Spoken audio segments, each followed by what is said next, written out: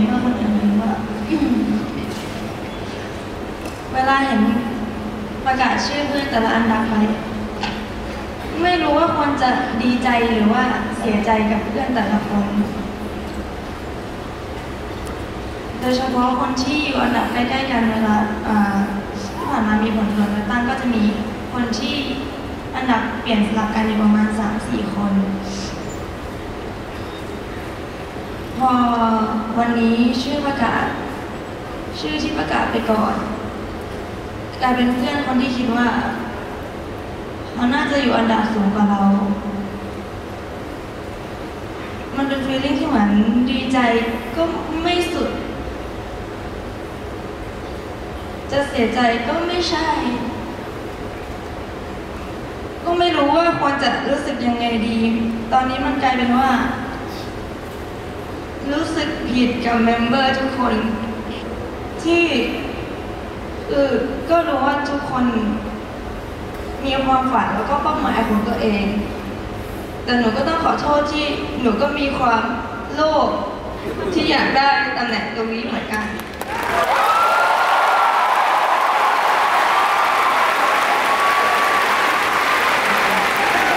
ต้องเกริ่นก่อนว่าก่อนหน้านี้ไม่นานหนูเพิ่งไปดูดวงมาจริงๆแล้วไม่ได้ไปดูที่หมอหรอกบังเอิญมีคนดูเป็นก็เลยให้เขาดูให้เสียไปตั้ง300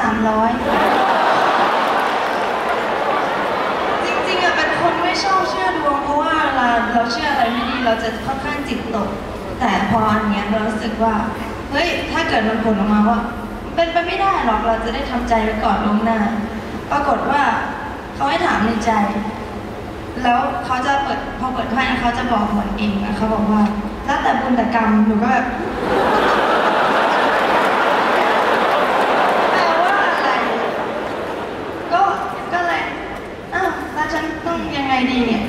ควรจะหวังหรือไม่หวังแต่เป็นไปไม่ได้ที่ทุกคนจะไม่คาดหวังพูดไปประมาณ3 รอบว่าใครซื้อลอตเตอรี่ก็ต้องหวังที่1ซึ่งในสถานการณ์นี้หนูก็เป็นเหมือนกันแล้วเขาก็บอกว่าเขาให้ดูเบอร์โทรด้วยแล้วเขาบอกว่าเลขที่เหมาะกับหนูไม่รู้ว่าเขารู้ก่อนหรือเปล่าแต่เขาบอกว่ามันคือ365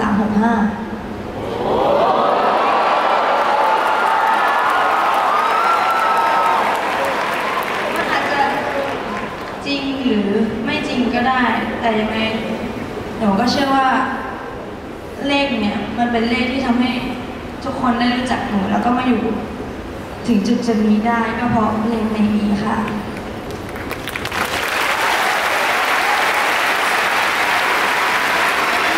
ไม่ได้เตรียมอะไรมาพูดเลยเพราะว่ารู้ว่ายังไงก็ลืมแต่เมื่อกี้ก็เผื่อเตรียมอยู่ดีนิดนึงก็คือนอกจากรู้สึกผิดกับเมมเบอร์แล้วยังรู้สึกผิดกับแฟนคลับอีกเพราะว่าตอนผลด่วนก็ได้อันดับ6ทั้ง2 ครั้งใช่ไหมคะแล้วพอหลังจากนั้นบ้านก็ปาสลิปกันไม่หยุดหย่อนที่หนูก็รู้ตัวว่าหนูมีกำลังแฟนคลับน้อยหนูเคยพูดมานานมากว่าสมมติถ้ามันเป็น 15,000 โหวตหรืออยากให้มันมาจาก 15,000 คนไม่ใช่100 1,000แล้วรวมกันโหวตให้ได้ 15,000 โหวตกลายเป็นว่าครั้งนี้หนูยิ่งรู้สึกผิดกว่าเดิมที่ทำให้ทุกคนเสียตังค์มากขึ้น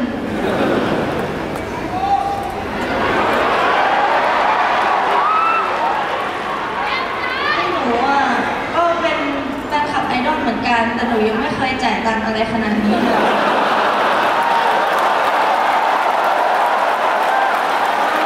ก็อยากจะทำไม่ได้ก็เลยย้อนมาบอกถ้าเกิดเขาอยู่ในแบบว่า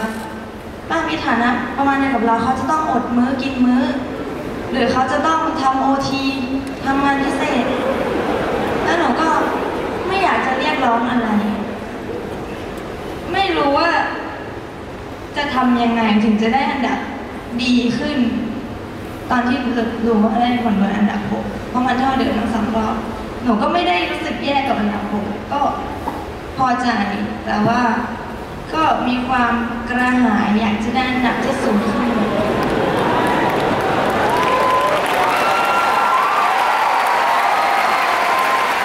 หนูว่าเกิน5 นาทีแน่เลยไม่เป็นไรหรอกหนูจะพูดต่อ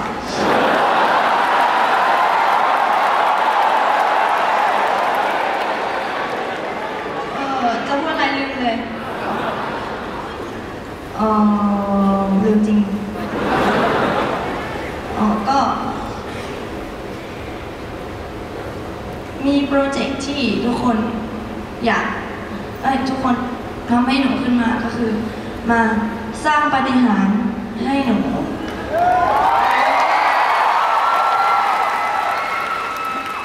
ตอนที่นั่งฟังประกาศไปตั้งแต่อันดับแบบ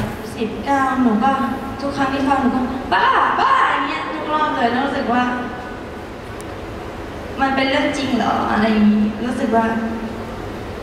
คือหวังแหละว่าอันดับต่อไปจะยังไม่เป็นชื่อตัวเองแต่ก็รู้สึกว่ามันเป็นเรื่องจริงเหรอ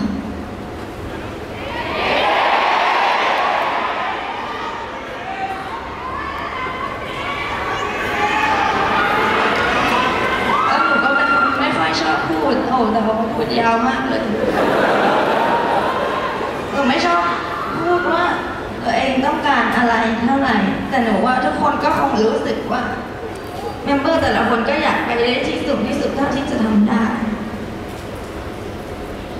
พวกคุณรู้ไหมว่าปาฏิหาริย์ของหนูมันคือทุกๆคนต่างหาก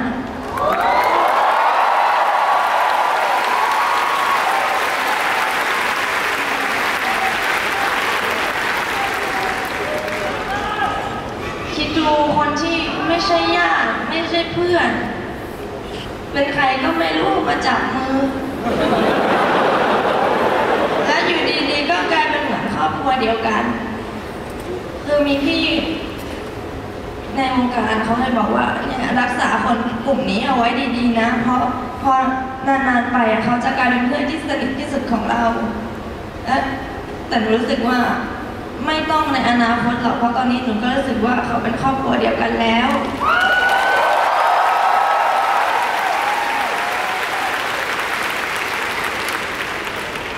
หนูว่าตอนนี้หนูน่าจะดีใจแหละเพราะว่าหนูไม่ร้องไห้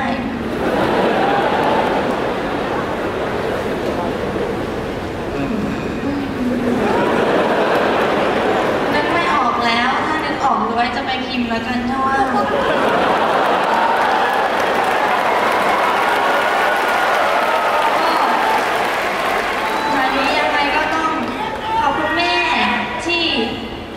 ตัดสินใจเซ็นสัญญาวันแรกแล้วก็ส่งเลยแล้วไม่เอากลับไปคิดที่บ้านรู้สึกว่าทุกเหตุการณ์ที่ผ่านมาไม่ว่าจะเรื่องดีหรือไม่ดีมันหล่อหลอมให้หนูกลายเป็นหนูทุกวันนี้หนูก็เลยไม่เสียใจว่าไม่ว่าหนูจะทำพลาดอะไรไปมันก็เป็นบทเรียนที่ดีที่ทำให้หนูเป็นหนูวันนี้แล้วก็ขอบคุณเมมเบอร์ครอบครัวทุกคนแฟนคลับทุกคนไม่ว่าจะเป็นแฟนคลับของคนไหนโอชิใครเพราะว่าทุกคนทำให้ BNK ทั้งวงมาถึงจุดนี้ได้ต้องขอบคุณจริงๆค่ะขอบคุณค่ะ